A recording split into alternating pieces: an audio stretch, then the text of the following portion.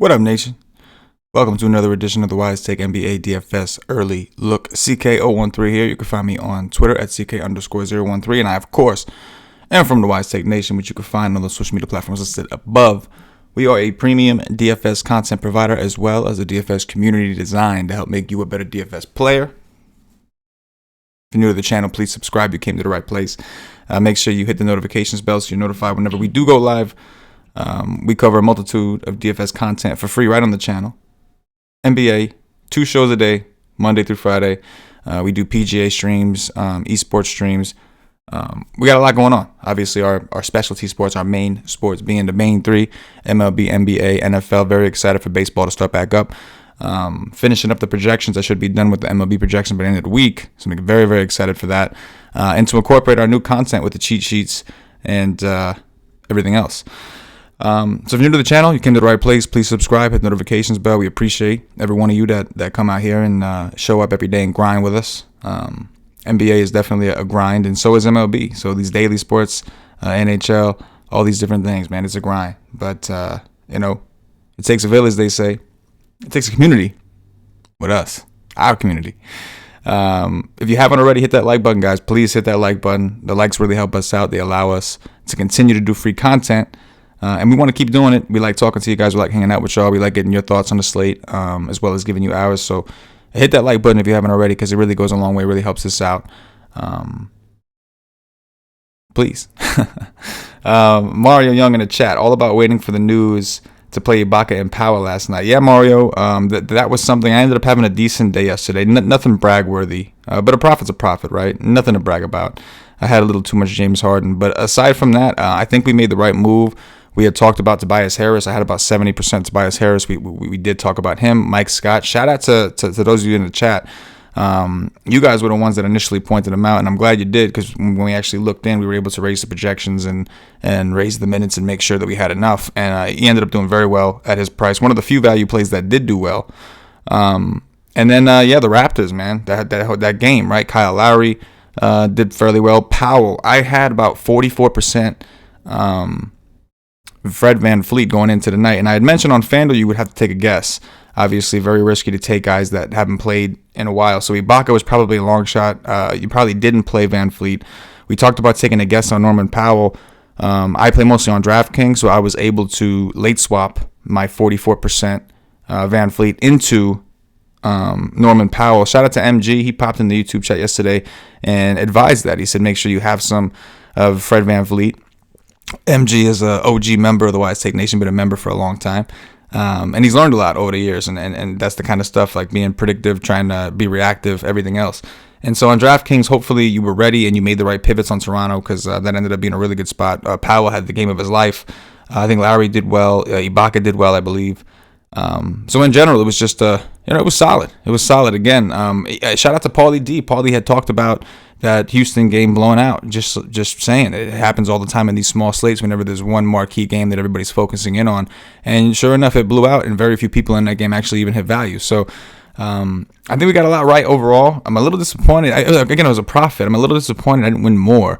But at the end of the day, it's always a positive sign to know you were on the right track. I emphasized yesterday about waiting for Toronto and trying your best. On FanDuel, you were kind of handcuffed because you had to take a guess, and it's possible that you were going to pick a guy that wasn't going to play.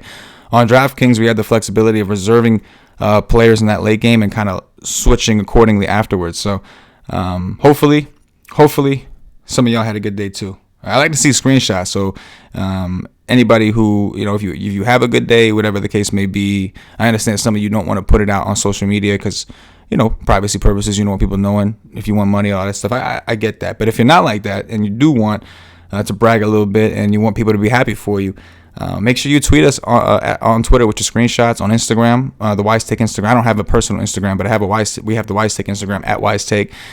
Hit us up on Facebook at WiseTake. And then on Twitter, hit me up because I want to see it at CK_013 and, tag the WiseTake Twitter at Wise_take.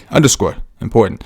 But always glad to see people improve. Always glad to see people win, because that's what this is all about. I don't do this to help my own play. I mean, granted, it's nice to talk to you guys and it does actually help me out. But I do this because I want to see everybody win. I want to see y'all win. That's really what it's all about. I want to see my WiseTake Nation win. My WiseTake Nation members at the site win. and those of you who are subscribed to the channel and consistently watch us each day in, day out. So Mario, absolutely right. All about waiting for the news to play Ibaka and Powell last night, and we did cover that. So shout out to the nation. Hopefully, some of you out there made the right moves and were able to make some money on a slate. Again, bits and pieces. You kind of put them all together, and it makes a complete picture. Absolutely. We got a bigger slate to get to today, so I'm going to go ahead and jump into these games as I wait for a few people to pile in. Again, if you haven't hit the like button, guys, please hit that like button. We are going to start off with right out the gate. We got the highest total game on the board by far, and we've got the Atlanta Hawks visiting the Washington Wizards. We've got a 247.5 total, and that's risen 2 points from 245.5. Washington opened up -3. They are still -3. Our boy Jay Herb has the schedule notes ready because he is just reliable AF, as the kids say. Schedule notes article is free at WiseTake.com for anybody that wants to check it out. I highly recommend you start your research by looking at this. It just kind of tells you what teams are in a back-to-back, what teams, schedule-wise. It's really beneficial. It's important to keep track of those things. What teams are on a back-to-back, what teams may have a game tomorrow, what teams are in a 4-6, especially for the betting market, for those of you who like to bet on the NBA games. If you're in a state where it allows it, like myself in Jersey, dirty Jersey, But yeah, so I recommend you guys check that out. It's a free article. There's no reason not to check it out. WiseTake.com. You'll see it. Schedule notes. J. Irv writes it. So this is why it's important to know. Atlanta's had 3 days off. They do have a game tomorrow. So this is the front end of a back-to-back for them. What that means is if this game does get ugly, expect them to kind of bail early. I don't anticipate it getting ugly. This game should be close. Vegas seems to think it'll be close. And Atlanta's had 3 days off. So if anything, they may be the ones to put it to Washington, who have had 1 day off, but are still playing in the midst of a 4-6 stretch. And I'm pretty sure they were just on the road for a little while. So keep an eye on Atlanta. Oh yeah, I'm most likely dropping a bet on Atlanta today. 75% of the bets coming in on Washington. 75% of the bets coming in on Washington. You got a 3-day rested Atlanta team against a Washington team that was just on the road for a minute. They've had a day off, but they were in the midst of a 4-6 stretch. I'm about to lock that in right now. Shit, I'm doing that shit now. Hold up, give me a second because I don't want to miss this line. So I'm about to plop that in there right quick in the DraftKings Sportsbook. Add to my bankroll a little bit. Definitely gonna take a shot on this one. While that's loading up for me, let's take a look at Atlanta. We've got Trey Young certainly projecting fairly well considering he's a stud. We got a lot on this slate though. There's a lot. I like Trey Young's price. He's under 10K in the highest total game on the slate. Ish Smith is expected to be out again, so he's going to see Shabazz instead. Not that I'm worried about the defense of Ish, but I think Ish is a little bit of a better defender than Shabazz from what we've seen. So I do like Trey Young quite a bit. They're getting a little more healthy. Dwayne Dedmon is back. I like Dedmon a ton. We have a ton of value on this slate. On FanDuel, you probably don't need Dedmon. On DraftKings at 3,400, that could come in handy, especially against a Washington team that's been terrible against centers.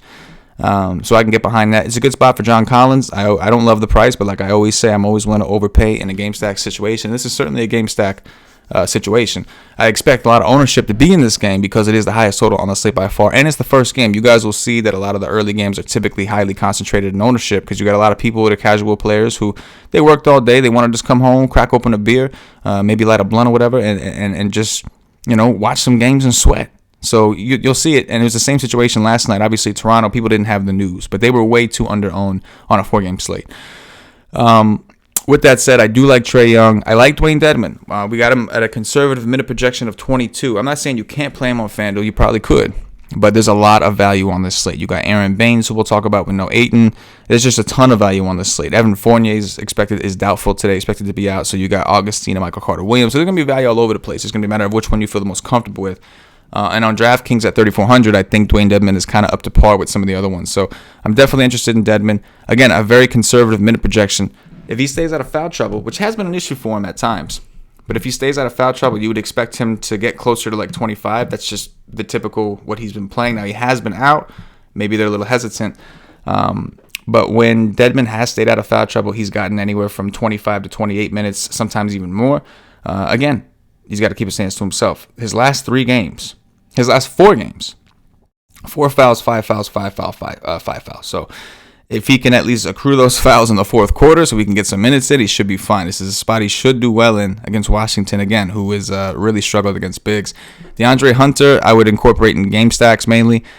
He plays a ton of minutes. Cam Reddish is supposed to be available. You got Dwayne Dedmon, so that could change things a little bit for guys like Kevin Huerter, Hunter, and Reddish as far as jumbling minutes. But we know that Trae Young and Collins are going to get their minutes. Now, where Collins plays, that's kind of on the table. I think he plays a lot more forward today, unless we see Dwayne Dedmon get into foul trouble. So those are the main three I'm looking at. Trae Young, number one, Dwayne Dedmon for value, and then John Collins, especially in a game stack type scenario. But definitely a pretty good game. Ooh, Patches, what's the matter, boy? You having a nightmare again, boy? These little puppies having nightmares, man. Terrible. You good, boy? All right. Let's go over to the Washington side. So we've got the Washington side of this game. I'm willing to go back to Shabazz, even though he was extremely disappointing. This is a pace-up spot. Ish Smith is out. His minutes weren't as high as we anticipated. Jerome Robinson actually snuck in and played some minutes, and he's a viable value option also at 3,500 on FanDuel, 3,200 on DraftKings. But I do think if this game stays close, I expect Napier to play a little bit better. He played terribly, so I'm interested in Napier. He projects fairly well. Maybe we were a little aggressive with his minutes. But again, for game stack purposes, he's somebody I want to incorporate. Bradley Beal is very expensive, but we're going to have the money to take some shots. Now, we do have LeBron James, Giannis, Luka Doncic. We talked about Trae Young. There's a lot of studs on here, and he's one of the studs in the highest total game. So I'm interested, but I'm also a little bit concerned about the schedule mismatch here. So I'll probably get to some Beal, but there's also a really strong mid-tier. Guys like DeRozan, Karis LeVert are all fairly priced in that mid-range. So it's an interesting slate. It's going to be a wild ride tonight. I like it. I like that there's options. I don't think the chalk build is as obvious. I probably stars and scrubs, but that's going to make the mid-tier low owned. So there's a lot of opportunity on this one. Davis Bertans has played really well. He hasn't gotten more than 30 minutes, or 29 to 30 minutes, but he's played really well in those minutes. Obviously, a pace-up spot. Same thing goes for Hachimura. I'd probably save those guys more for game stacks. Thomas Bryant is expected to be back, assuming he's still going to play 19 to 20 minutes. I don't feel that confident on a slate this big because I just think we have better options who are even cheaper than him. And then we have some guys that are a little bit more expensive who still stand to be in a better spot. But definitely a game stackable game. I'm willing to overpay in a game stack. If you want to play all these dudes just to kind of load up and do some game stacks, I'm fine with that. But as of right now, Napier and maybe even Jerome Robinson, Bradley Beal, those are probably my three mainstays. And again, I don't mind Bertans or Hachimura. But highest total game on the board, you're going to want some exposure. It should be pretty popular even for a slate this big with this many plays because, again, people are going to look at that total. It's the first game. People know that these two teams are a fantasy gold mine and they're playing each other. So, respawn accordingly. Right? See if I can get that bet in real quick. Oh, it's already down to 2.5. I fucking knew it. These sons of bitches. It's already down to 2.5. Let me see if I get. I'm gonna see if I can buy it at 3 now. Buy it at 3. 117, not bad. I'll do that. Minus 117 for plus 3. I'll take it. No worries. Let's do it. All right, let's keep things rolling with the next game. We got the Oklahoma City Thunder visiting the New York Knicks. Obviously not nearly as exciting as this Atlanta-Washington game we just talked about, but it's a game on a slate. We need to make sure we cover it. We have a 219 total. The Knicks are 7-point underdogs at home. The Thunder have had a day off. They're in the midst of a 3-4. Nothing crazy. The Knicks have had a day off. They're in a 3-5. Neither of these teams play very fast. Steven Adams projecting fairly well. His performances have been a little inconsistent. Schroeder's been kind of came to life a little bit. Danilo Gallinari once again projects to be the best. He's coming off a really good game against Detroit. So I think that there's, again, we talked about the mid-tier, there being some options in the mid-tier. He would probably be my favorite guy from Oklahoma City, and our projections reflect that as well. At least on DraftKings. On FanDuel, he's a little bit more expensive, so he doesn't pop as hard. Adams looking a little bit better over there at 6K. But in general, this isn't a game where I think I'm going to go too crazy on. Obviously, there's the slim chance that it goes to overtime like every other game on a slate, which would maybe make you want more of it. But in the meantime, we have so many good games. We have so many other mid-tier plays. We have so many guys up top, so many guys down low. Chris Paul for tournaments, I think his ownership is going to be low if the Knicks can keep this competitive. The Knicks have been sliced up by guards, at least when they decide to play Elf more. So it's really Gallinari for me here. There's not a ton. I don't mind getting some Adams, maybe even working some Schroeder. Not a ton I'm going crazy about here, though. In a game with a 219 total that's slower paced. Elfrid Payton's minutes have been down, so is Julius Randle. They seem to refuse to play these guys more than 32, 33 minutes a game, which is obviously going to hurt their upside, especially against Oklahoma City, who ranks above average in defense. So Nothing crazy on the Knicks. If Mitch Robinson misses, I will go right back to Bobby Portis. Shout out to Paulie D. He had like 80% Bobby Portis that day, who went out there and did the dirty for him. We talked about him on the show once Mitch was out. So if Mitch gets ruled out, I'm going to assume they're going to do something similar. Obviously, his price is a little higher now, at least on DraftKings. But I do think his ownership will remain low. He got 29 minutes in that game with no Mitch. So Mitch is nursing a sore hamstring. If Mitch is in, obviously it's going to make Bobby Portis a little overpriced. On a small slate, we'd still be interested, right? But on a big slate, there's just really, you just don't see why you would do it. But Elfrid Payton's price has come down. He still went for 40 DraftKings points against Utah, despite only playing 28 minutes. But again, the minutes being down on a slate like this, I just don't know if it's worth the risk. We have a lot of other good plays around his price, cheaper above him. I think RJ Barrett makes sense, but I usually prefer him if someone's out. So not overly excited about the Knicks. No big surprise there, right? Is anybody ever excited about the Knicks? I didn't think so. Appreciate those of you who are in here hanging out with us. Hit that like button if you haven't already. We'll keep it rolling. I'll come in and out of the chat. Not much going on in it at the moment, so we're going to move on to the next game. We've got the San Antonio Spurs visiting the Brooklyn Nets. Where we at here?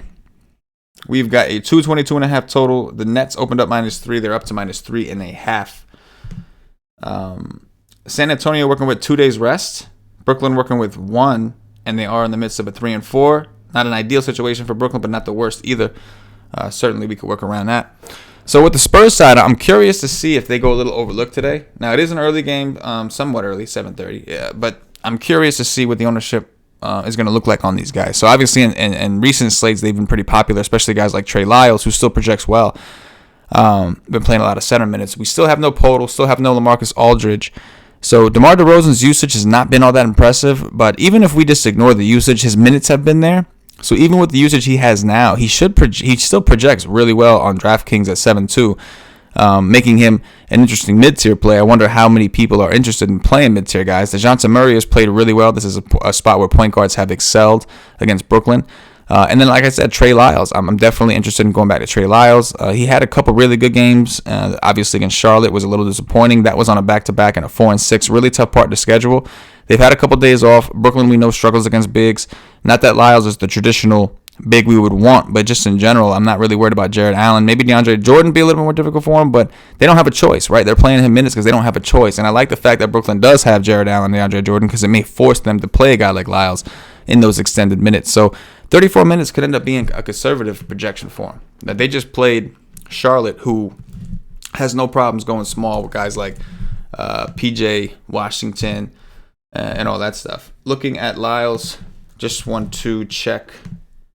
So he got 33 minutes against Charlotte, which isn't bad. That's a game where, and he was just terrible, right? 2 for 8 at a 12.4% usage rate. There's nothing pretty. Before that, though, we saw 37 minutes against Indiana, 40 minutes against Orlando. So I think he could see upwards of 36 or more today.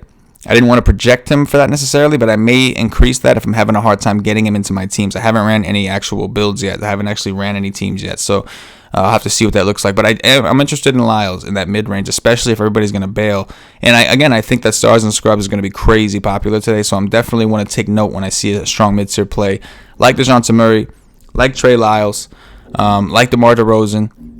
As far as the value guys go, like Rudy Gay and some of the other value pieces, they're fine, especially in game stacks. But keep in mind, you'll see later we have a lot of other strong value coming up. So keep that in mind. On the Brooklyn side, Jared Allen's price has come down to a point where we're interested again. His most recent game, he didn't do well, but he did play 28 minutes, which is promising. His minutes have been way down, which is not good. Spencer Dinwiddie's minutes have also been down. Obviously, he hasn't been playing well, but I think it's a combination of the schedule, too. Just like if he's not feeling it, don't push it. I'm willing to go back to him today because I think his ownership will be really low. On FanDuel, 6.8 is just way too cheap. On DraftKings at 7.3, we'll see how he ranks. You got guys like DeRozan that we just talked about around his price range, so there's other guys there. And then you got Karis LeVert, who I always am going to like a little bit more because I think he has a little more upside. Same story with him. I think his minute projection, I think his FanDuel price is way too cheap. His DraftKings price probably too cheap. The Spurs not known as a good defensive team. I'm actually going to raise him slightly because I don't want him ranking lower than Dinwiddie necessarily. Where you at, Karis? So we'll go like 37.25, which isn't going to be anything major, but it'll help boost him over Dinwiddie, which is what I think I would prefer to see in this particular situation, just because he's been the hot hand, right? And he's been the one getting like monster minutes. Dinwiddie's minutes have been down, so that should help us get a little bit more Dinwiddie down. Just a little bit of a quarter minute boost should help us get more of him. Taurean Prince's minutes have been down also. I think it's fine. Never really excited to play too many of the other Nets, but obviously Dinwiddie and LeVert are your main two. I don't mind Jared Allen as well for value if he fits in. On FanDuel, it's always nice that he's power forward eligible and cheap. That combination's sick. But LeVert's going to be number one for us here. And again, this game's kind of sneaky to me. Next, we have the Indiana Pacers visiting the Chicago Bulls. Indiana Pacers visiting Chicago Bulls. We've got a 212.5 total. One of the lowest. I think it is the lowest on the board. So not exactly thrilling. The Pacers opened up -4. They're down to -3. Both teams are working with a day off and a 3-5, which is pretty average, pretty normal. We got some value projecting for the Pacers in Aaron Holiday and TJ McConnell. Now, we're going to want to pay attention to Oladipo's status. Oladipo missed the last game. We have him in for now. If he plays, that could mess up McConnell and Holiday's minutes. In the last game, Holiday was starting for Oladipo anyway, so he was already starting. McConnell ended up playing 30 minutes because Brogdon got hurt fairly early. So that's the reason things are what they are. Both guys are very cheap on DraftKings. If Oladipo is out, I'm fine with both of them. I lean slightly towards McConnell simply because at the same minute projection, he just is a higher point per minute player, and his numbers reflected that when we ran the on-off court tools. But so McConnell I'm interested in. Aaron Holiday I will be more interested if Oladipo is out. If Oladipo is in, we're going to have to really analyze this and try to figure out who we think is going to get more minutes, who we think will be more productive in this matchup, because most likely Aaron Holiday and McConnell will be splitting a lot of the minutes at that point. So keep an eye out on this. And either way, I mean, realistically, if Oladipo is out, then I really think McConnell and Holiday are going to have to play some minutes. So, again, we have a lot of strong value. These are just one of them. Happens to be in the lowest total game on the board and the slowest pace matchup probably on the board. But, again, McConnell has shown the point per minute upside. Holiday has shown upside in general. So I'm interested. With that said, Sabonis I think is a little too cheap on FanDuel. On DraftKings, I think he's fine to get to as well. This is a team in Chicago that has struggled against bigs, and they're going to struggle even more now that Wendell Carter's back as he's undersized. And Sabonis has just, his usage goes up without Brogdon. He's clearly taken over. They don't always play him to 36, 37, 38 minutes, but they have if the game's competitive enough. And this game is projecting to be somewhat competitive, pretty competitive. So I'm interested in Sabonis as a potential spend up. Keep an eye on TJ Warren. He's questionable. If TJ Warren's in, I don't mind him either. He's played really well, and his minutes have been through the roof. If he gets ruled in, maybe I'll give him another minute. But if he gets ruled out, that's going to help out Oladipo's usage. It's definitely going to help out Holiday and McConnell's case. Even a guy like, who I'm never excited about, like Doug McDermott or Justin Holiday could get more minutes. How do they rank with the other value on the slate? Probably not great. But McConnell, Holiday, Sabonis are three guys that we're going to are going to be heavily impacted on the status of Oladipo and TJ Warren. So we're going to want to pay close attention to that. Hopefully we get that news. We should get that news. This game is relatively early, 8 o'clock. So we should get that news before lock.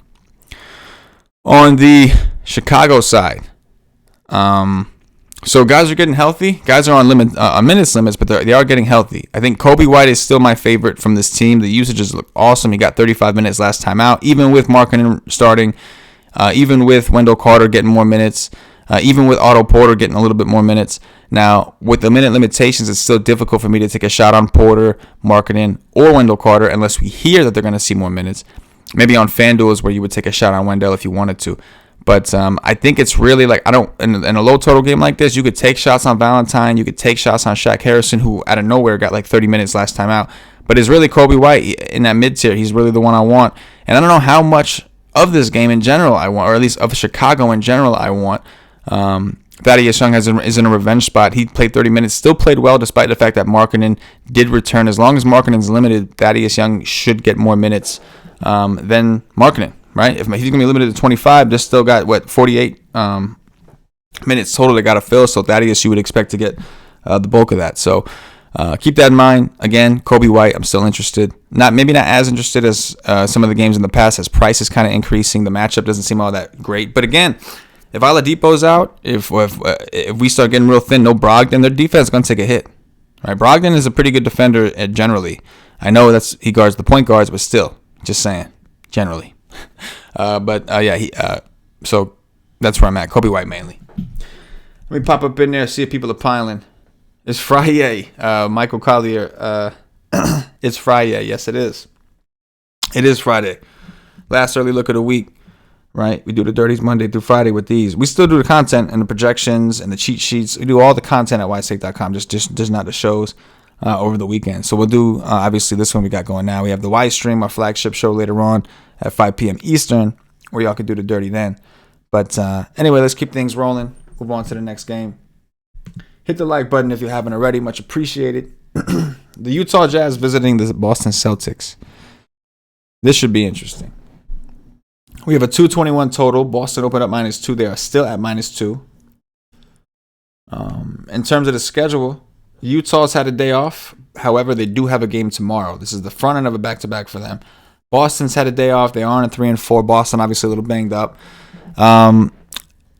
Utah's not looking terrible. I think if this was a smaller slate and we didn't have as many options, they would project even better.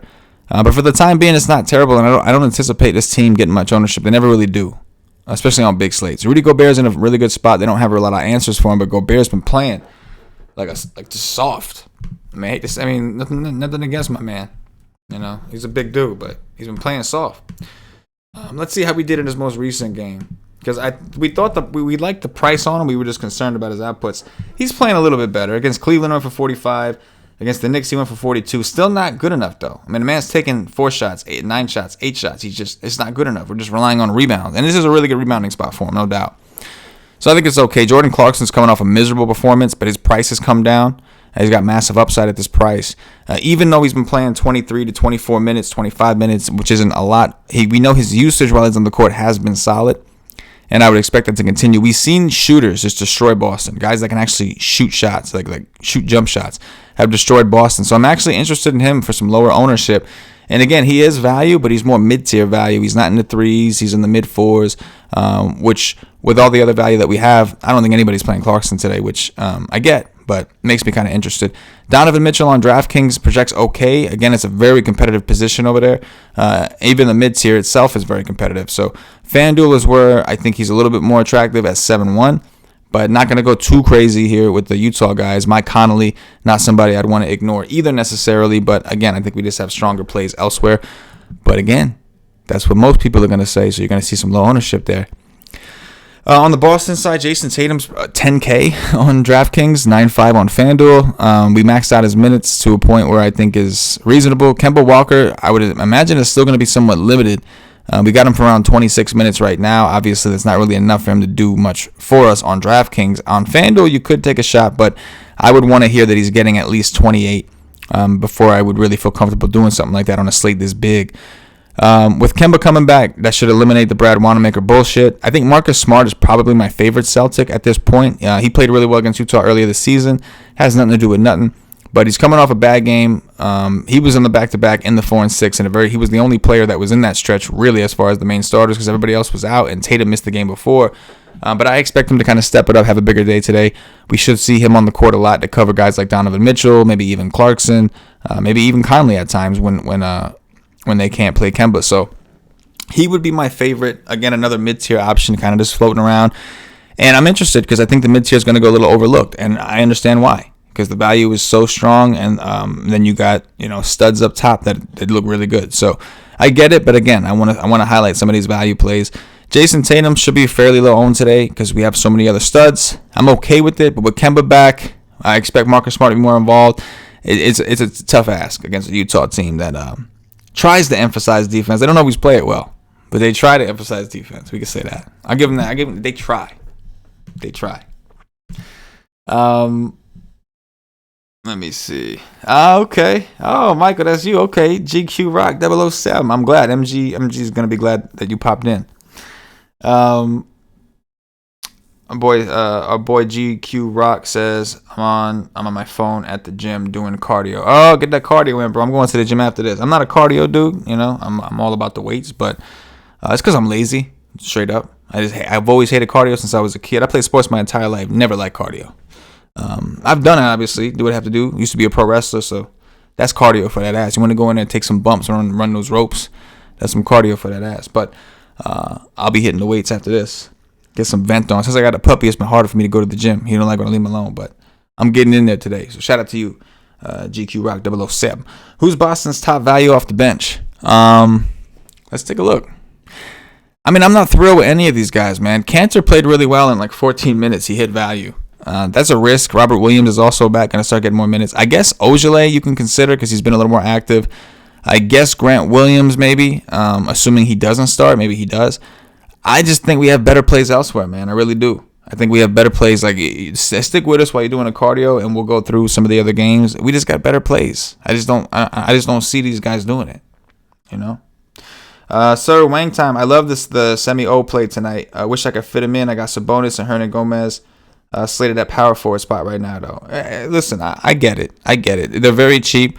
Ojale has always been a little bit more aggressive than some of the other players, but it's hard to really project because even though they're missing key players, they're still relatively deep with a bunch of guys they don't really want to play. Guys like Grant Williams, Brad Wanamaker, Robert Williams, Romeo Langford, Javonte Green. Like, they're not actually thin. They're just missing the starters. And so I think that what's going to happen is their main starters, Tatum, Smart, and Kemba, are just going to have massive usage rates while they're on the court.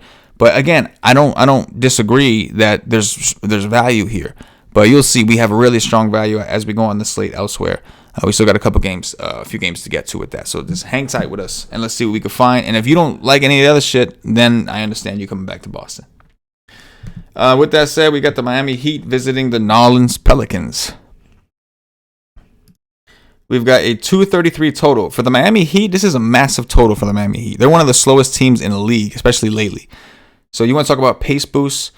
Miami Heat's getting a massive pace and points boost today, which is definitely appealing.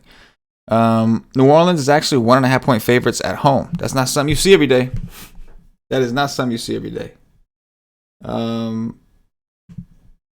Let's see. As far as the schedule goes, Miami's had a day off. New Orleans in the midst of a 4-6, but they have had a day off, so it's not the worst. You can already see a lot of the Miami mid-tier. Like, if you want mid-tier, Miami's the team for you. A lot of the Miami mid-tier projecting really well.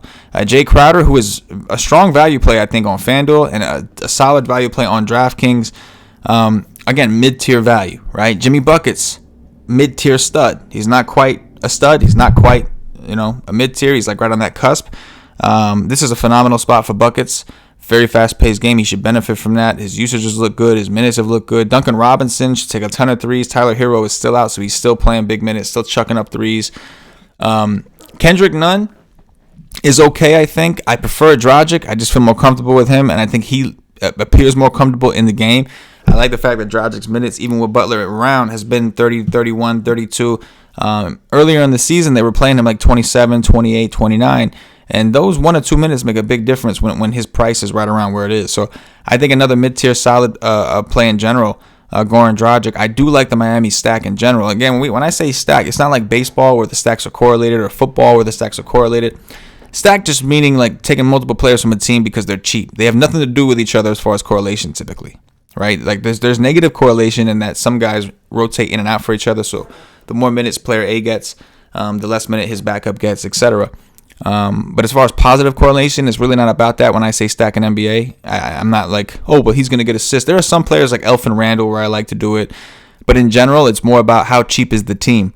And if the team is cheap enough, then I'll get as many players as I want from that team. And as you can see here, we've got 4 Miami players projecting for a 5.7x or better on DraftKings. And then there's even Bam Adebayo, who I didn't really mention yet, who projects fairly well. This is a spot where bigs have done well. Bam hasn't been as aggressive as I'd like to see lately. Typically, when Buckets is out is when we see him step up his usage a little bit there. But definitely interested in the Miami side, and they make for a solid mid-tier team. And I think they may go somewhat low-owned because everybody else may go stars and scrubs, and they don't really fit the stars and scrubs bill. On the New Orleans side, similar story. They're like not quite studs. They're not underpriced. They're in a pace-down situation. Miami does play very slow. However, New Orleans is obviously going to push the pace, hence the really high total that we have. Of 233 in this game. Zion Williamson projects the best for us on DraftKings and FanDuel at 7,600 and 7,500. He played 35 minutes last time out. He typically plays around 33, so I put him at about 34 to see if there's a recent trend. Ingram's minutes have been up. Holiday's playing a ton of minutes. Alonzo Ball's playing big minutes and playing really well again. Again, man, game stack city. I'm totally cool with it. Definitely a game stackable game. A situation that I don't mind overpaying for certain players, even if I feel like I'm overpaying for certain players, because I think the game itself makes sense, and I think this should be a competitive game. I'm looking forward to the outcome and seeing how this plays out. But the Miami side more attractive. If I got to pick one, it's the Miami side. But I don't mind. There's plenty of bringbacks here with Zion Williamson, Brandon Ingram. Miami does play a lot of zone defense, so look at guys that can shoot. That makes me kind of interested in Ingram, as well as guys like Nicolo Melli, Josh Hart, if you really wanted to get dirty. But again, we have strong value elsewhere, so I'm not quite sure how much we want to rely on this. But the Miami side, I love the Miami side, like the New Orleans side. That's how it is. I love you, but I'm not in love with you type shit.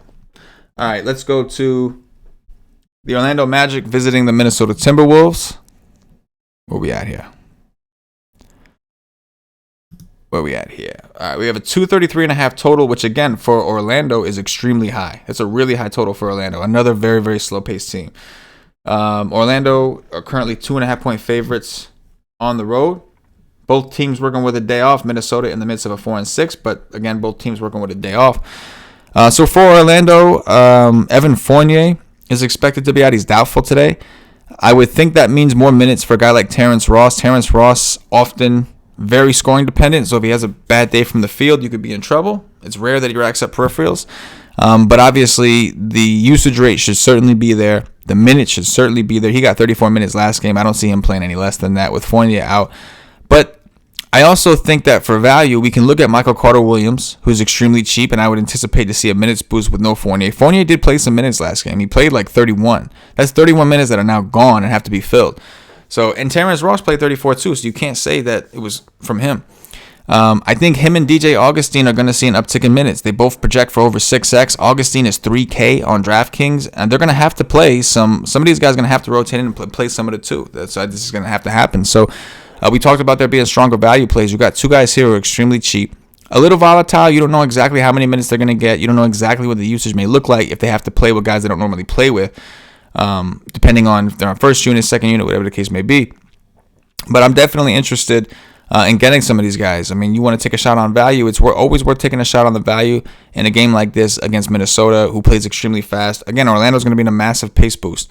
Aaron Gordon on FanDuel, 7-1 is way too cheap. Definitely interested on that. On DraftKings, we're kind of having a hard time reaching him. I don't mind him, but the 8.6 price tag is definitely annoying. You would have to intentionally overpay for him. And he's played really well. His last two games, maybe not. He was dealing with some injuries, but in general, he was on this crazy streak. Now, his usage hasn't actually been that high. It's been more so about him playing the 4 a lot, getting rebounds and all that good shit. And this is a really good position for that as well. So he is in a very good spot. It's just a matter of how comfortable are you paying an 8.6 price tag on DraftKings. On FanDuel, it's not a problem. I love Vooch today. I think his price on DraftKings is fair at $8,900. I think it's too low on FanDuel at $8,400. Centers have destroyed Minnesota ever since Cat's been out. Nasri, God bless his heart, not a very good defender.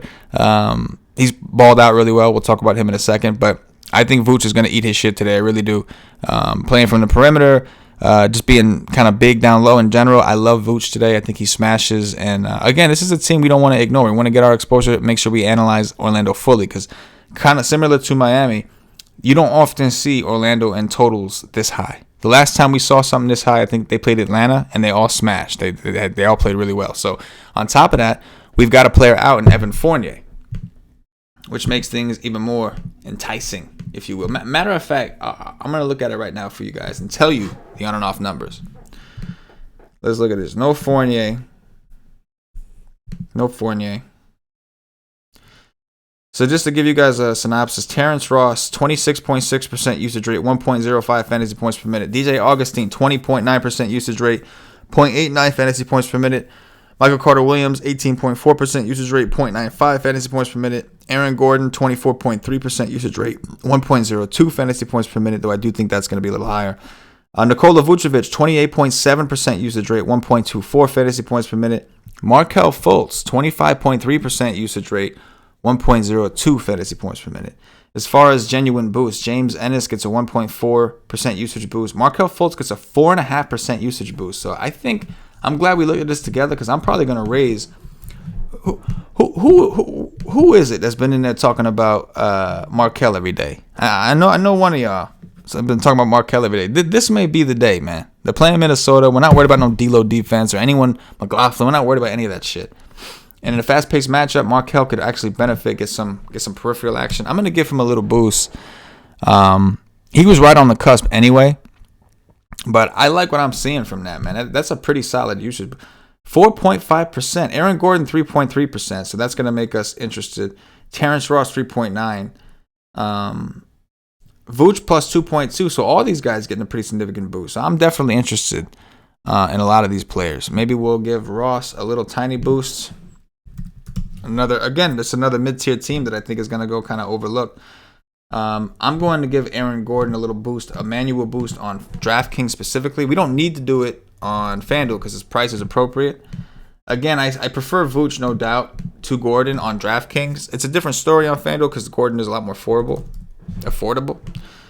But I mean, maybe we just give him like a 2, 5.39. I think that's acceptable. So 2.5 manual points. It makes a big difference. Only 2.5 points, but it makes a big difference. You'll see in his projection. There you go, 5.44x. So definitely a team I'm interested in. Like I said, we raised Markelle Fultz a little bit. I like how that's looking. I like what the usage shows. And this is, again, massive pace boost. Miami and Orlando are both very slow, and they're both playing two of the faster teams in the league. So let's take advantage of that. That means extra opportunities for those guys. And their prices aren't bad considering. On the Minnesota side, Naz Reid has played really well. A little worried about the foul trouble against Vooch, but he's played well for the time being. You want to play the hot hand, I'm fine with it. Minnesota not projecting nearly as well for us. We've got the minutes there. James Johnson has played really well in limited minutes, extremely well. But it's obviously dangerous taking a shot on a guy because you're relying a lot on efficiency.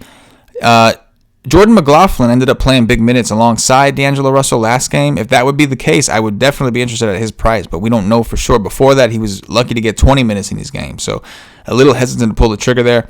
D'Lo not projecting all that well. He only played 31 minutes last time. I don't think they're going to push the envelope with him too much, and again, the pace boost is on the Orlando side, so I'm okay with Minnesota, Naz Reid, and these guys going back to him. I'm okay, but I'm definitely way more interested in the Orlando side, just like we were interested in the Miami side more in the previous game.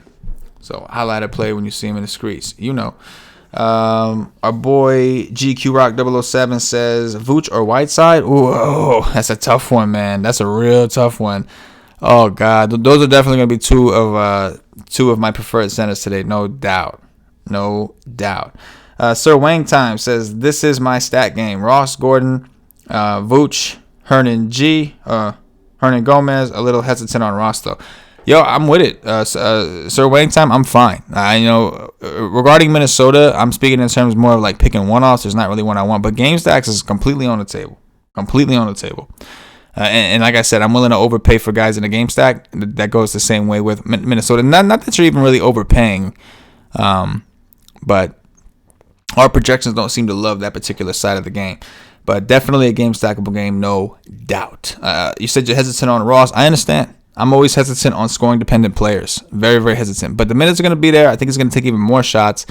But I agree. He's not somebody I would ever want to be too heavy on because of the fact that he's so damn scoring-dependent. But Norman Powell's been doing dirty. He does a little bit more, Norman Powell. He'll grab some boards, get some assists, he'll get some steals. But at the end of the day, mostly you're relying on his scoring output. So get some, but I agree. You don't got to go crazy, right? There's a lot of strong plays in this game in general. So you know what it is. Hit that like button if you haven't already. We're moving on.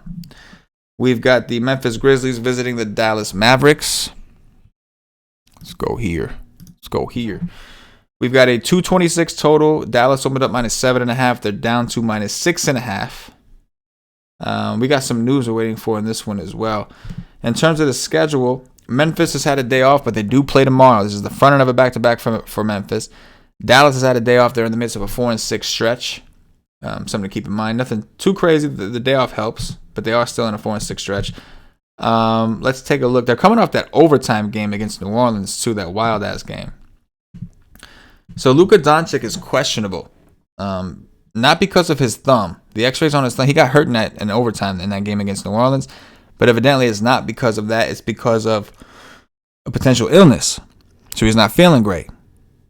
So we'll keep that in mind when we get to the Dallas side. In the meantime, with Memphis, D'Anthony Melton looking like a pretty strong mid-tier option. He always projects well, doesn't always come through, but he always projects well because his point per minute average is high. Unfortunately, he's been very variant. His floor has been a lot lower than we'd like to admit or be comfortable with.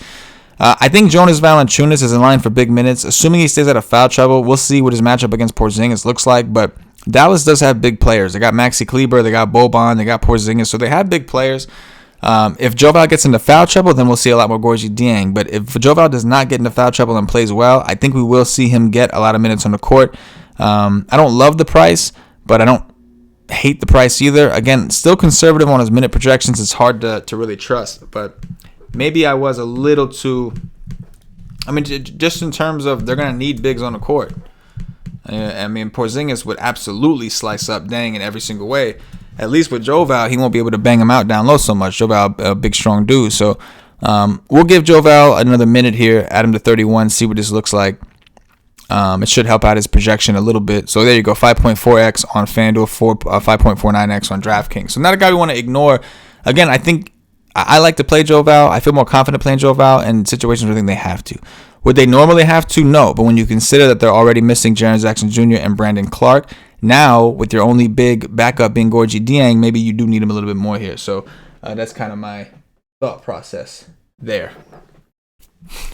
On the Dallas side, obviously we're going to have all the value we want to fit in Luka. He doesn't project really well, and if that game didn't go to overtime last time, he was popular. If that game didn't go to overtime last time, he probably would have been a little more disappointing.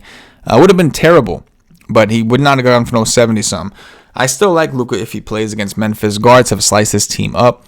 Memphis has played pretty fast, so I would still be into Luka. Obviously, if he misses, we load up on Porzingis, or at least get some Porzingis, right? The price is ridiculously high, and it's a very competitive center position.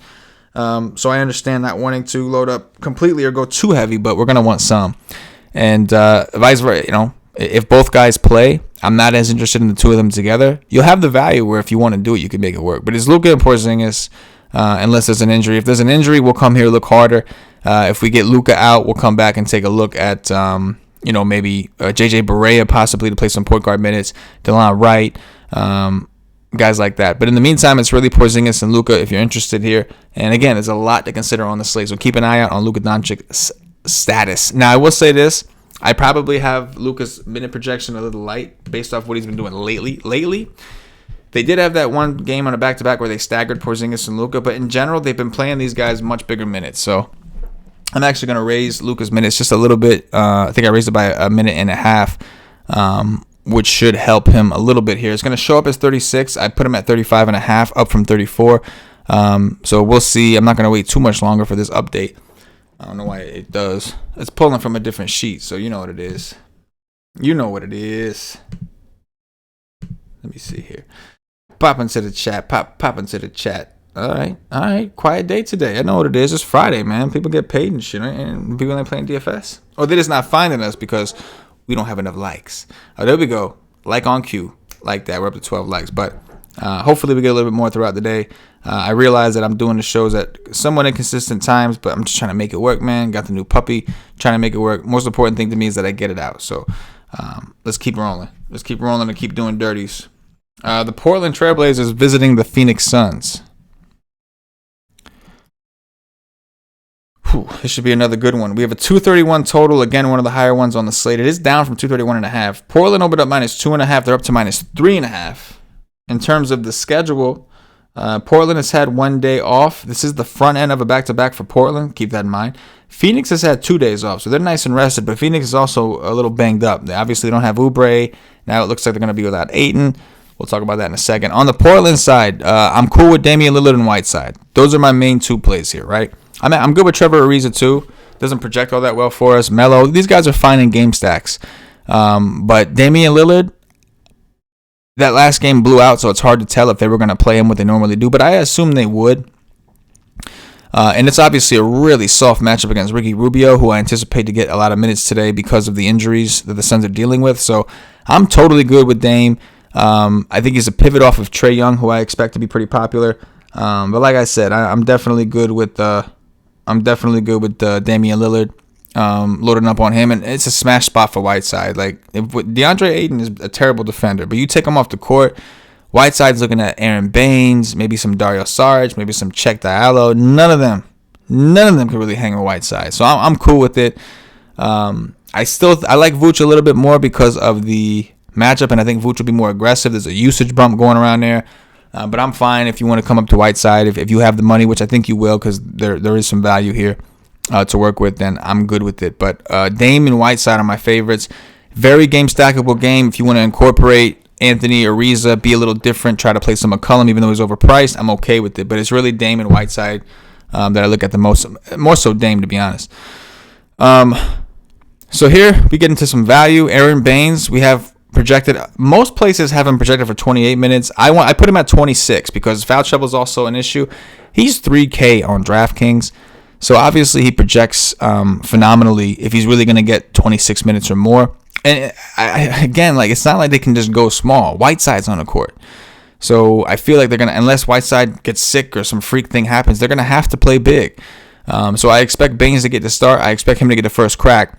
I do think we'll see Check Diallo play some backup run. He's only 3,200 as well. And he's power forward eligible on DraftKings.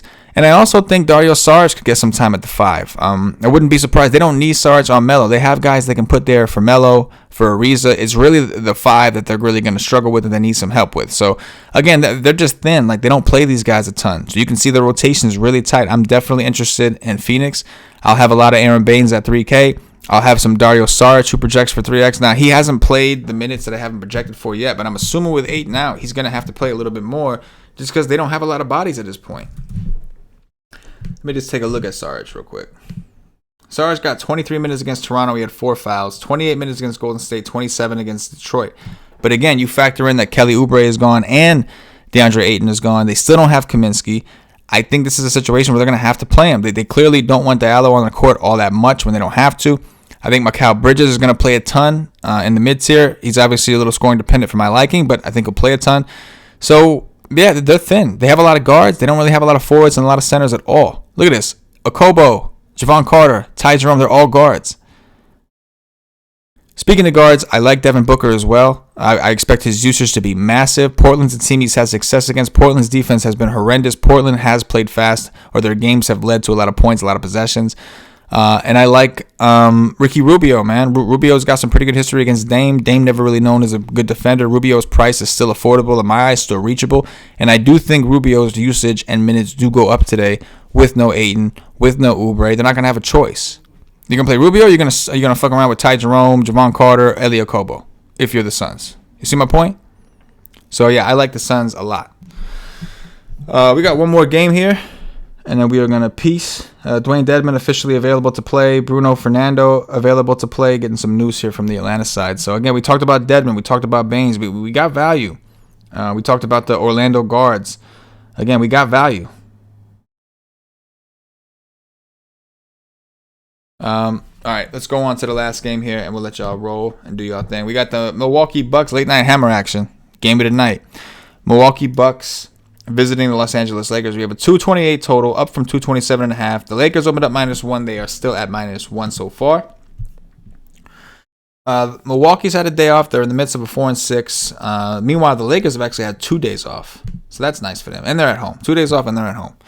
Starting with the Milwaukee side, it's always kind of tough on Milwaukee because they never play their guys the minutes you want them to. But if there was ever a situation for them to do it, I would think this would be it. With that said, I'm interested in Middleton. We talked about the mid-tier having some strength. I like Middleton in that mid-tier.